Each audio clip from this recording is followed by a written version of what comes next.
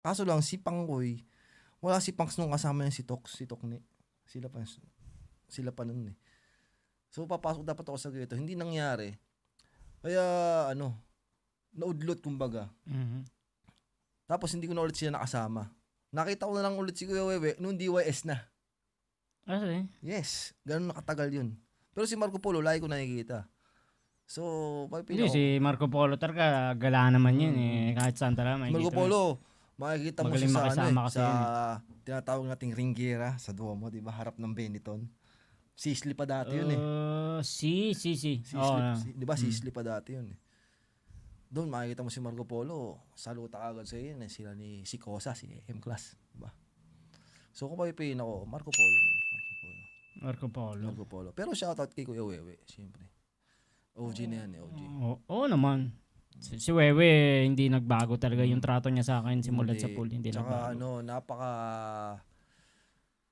open-minded ni Kuya Wewe, lalo na nung mga panahon na merong hindi pagkakaintindihan dito, di ba? Alam nyo na yun. Oo. Diba? Yung mga beef ko, no? Pero hindi naman beef yun eh. Hindi man beef yun. Mga nagyabangan lang, gano'n lang. Hindi, tingin ko yun yung pagkasalin-salin ng message. Yes. Kumbaga, sabihin ko sa'yo, oy, malakas ako. Pero pagdating sa kabila, oy, napakalakas niya. Oy, siya yung pinakamalakas. Mismo.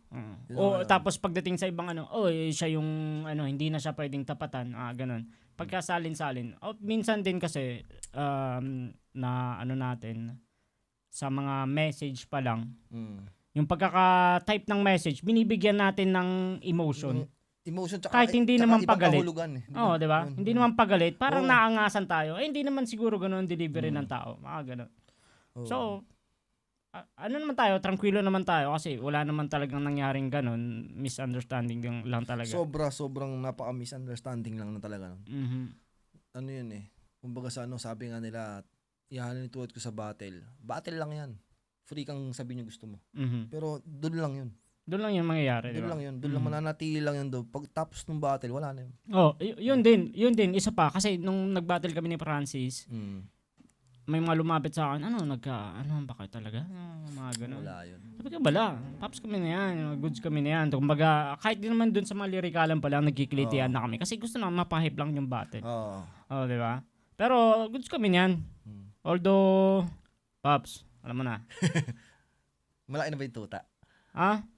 Ewan ko, di ba? Baka sa mga hindi pa nakapanood, battle namin ni Francis Milan, panoorin nyo na lang para mag-gets nyo yung tuta, di ba? Tuta sila dun eh. So, tapos na tayo dun sa mga personal na, dito tayo sa, naman ngayon. Pero hindi na pwede ka namang hindi sumat dito. O pwede tayong sumat. Kasyat tayo. Di ba? Pang-anim na to. Okay. Pang-anim na tanong. Pang-anim na pala. Bilis, sige. G. Anong mas gusto mo? Ginataang tilapia o iga? Ano naman yung tanong mo? Ginataan o iga na tilapia? Anong masarap kainin? Sa'yo May naiisip mo. Tangin na. Tilapia ang pinag-uusapan natin, ha? Baka may nanonood na bata sa atin. Hindi, tilapia.